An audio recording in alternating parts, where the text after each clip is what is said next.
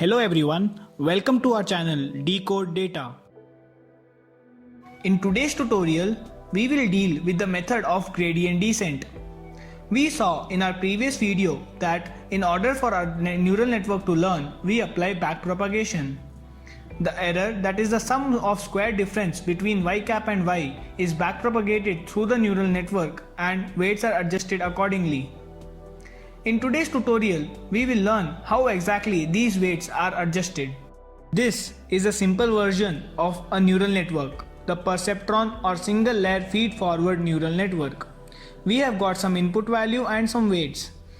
We apply an activation function to get y cap and we compare it with y and calculate the cost function. Our aim would be to minimize the cost function, but how do we do it? One approach to do it is the brute force approach, where we just check all possible weights and conclude upon which one is performing the best for us. Example for what we would do is, for instance, consider 1000 weights and plot the cost function. We get a graph that looks something like this. On y-axis we have the cost function and on x-axis we have the y cap. Because the formula is y cap minus y whole square, the graph will look something like this. So basically, you will find the best one here. This is a very simple and intuitive approach, so why not do it using brute force method? If you have just one weight to optimize, this will work quite well.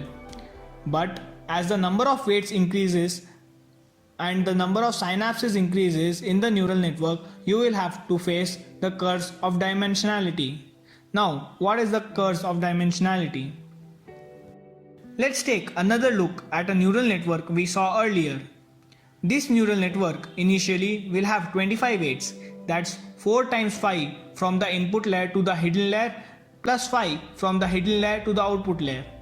We will try to employ brute force method on 25 weights.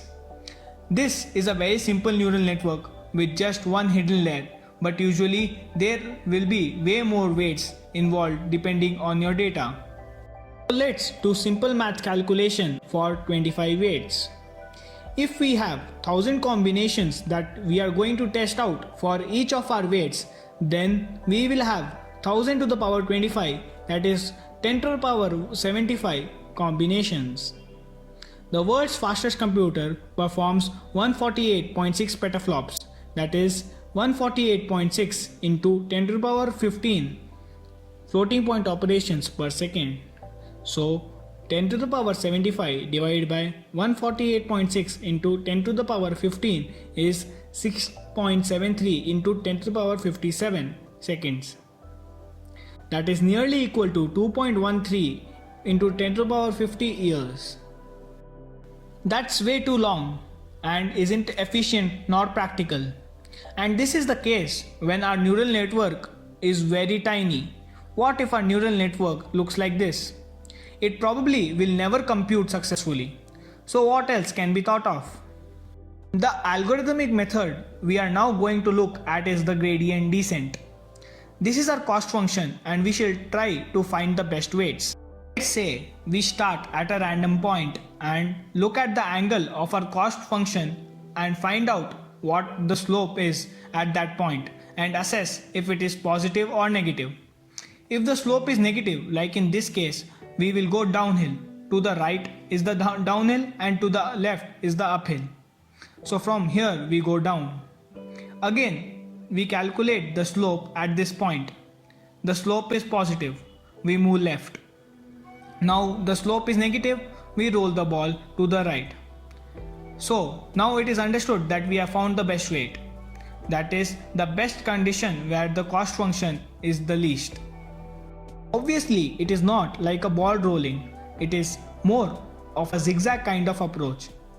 It is easier and fun to learn it like a ball rolling, but in reality it is a step-by-step process. This is the optimization technique widely used and is way faster, convenient and effective as compared to the brute force method. That's all for this lecture. I hope you enjoyed the concept. I will see you in the next lecture on stochastic gradient descent. Like and share the video, subscribe our channel and hit the bell icon for the latest updates.